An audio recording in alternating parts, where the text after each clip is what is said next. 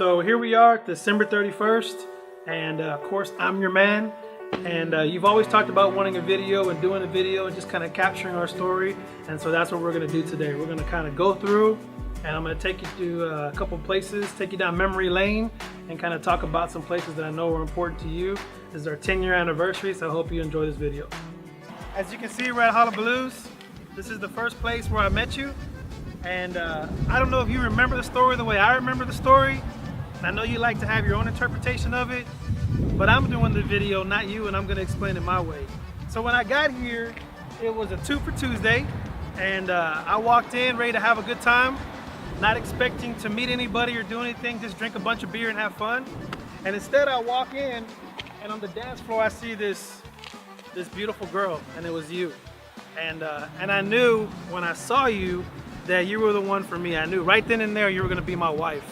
But at the time it looked a little bit different. So I'm glancing over at you, you're dancing on the floor, you're looking nice, you're looking pretty. I'm getting a little bit of courage. And finally when my boy Benny says he knows he's gonna introduce me to you, I go up to meet you. And when I get up to you, I'm thinking you're gonna shake my hand, you're gonna talk to me, we're gonna exchange numbers, it's gonna be good, we're gonna spend the rest of the night hanging out in the corner, making out, hopefully. But that doesn't happen. Instead, when I introduce myself to you, you shake my hand and walk off as if I don't even matter. So a little bit later on at night, I decided I was done with you, and I had a little bit of liquid courage and drunk a few beers. And after a couple of those beers, I went looking for you again. Only this time when I found you, I didn't really see your head, I saw your back.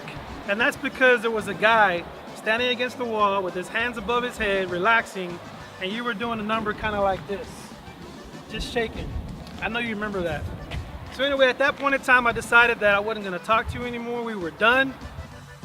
Maybe you weren't for me, and I had called it quits. So after I decided to call it quits, this is where our real story begins. So right over here, there used to be this taco stand, and it used to stand like right here in this spot. Everybody would come out and get tacos at the end of the night, and this is where I was standing right here, trying to get my taco at the end of the night.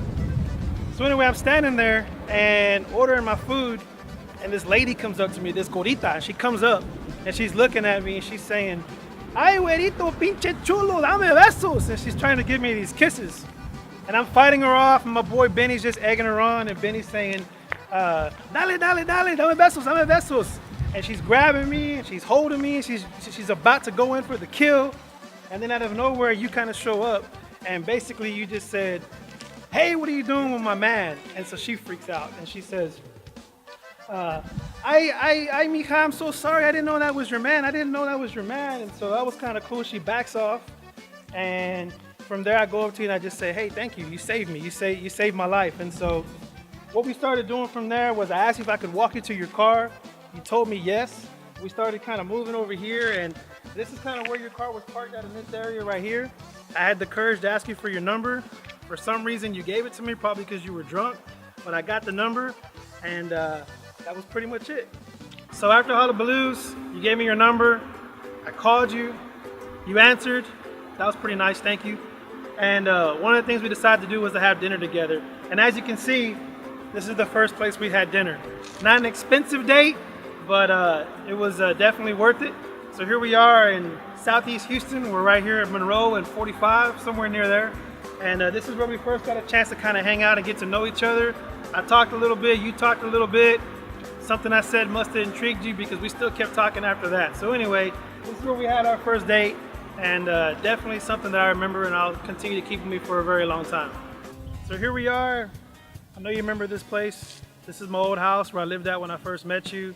It wasn't green at the time. Actually, I think it was beige. Now it's like green and orange. But this is where I first lived at.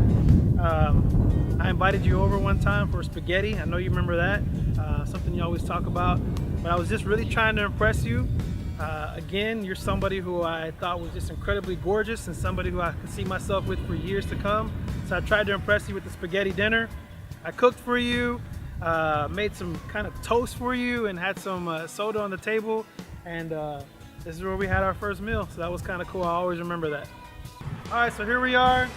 We're at Sierra Walled Apartments. I'm sure you probably remember this place too.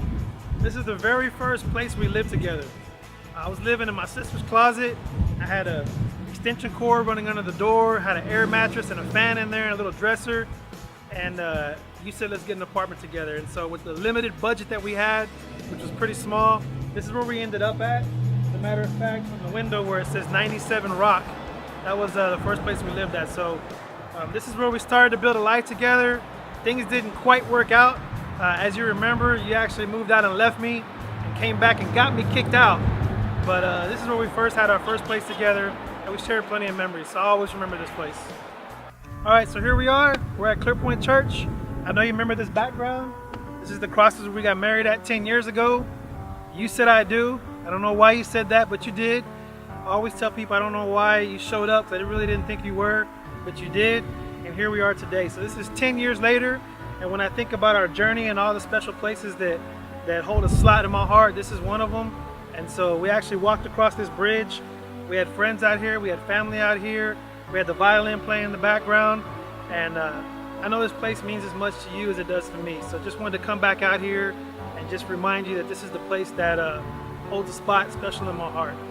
Okay, so here we are. That was 10 years. I hope you enjoyed the journey. Just walking through some of the places that we went through today really brought back a lot of memories, special times that we shared together. I think it's been awesome that God's been a part of this journey with us. I think it's awesome that we built this life together. I think it's awesome that we're still building a life together and that we have a family and that Christ is a part of our lives. I'm really looking forward to another 10, 20, 30, 40, 50 years with you. I hope you enjoy this video. I love you so much. Happy anniversary.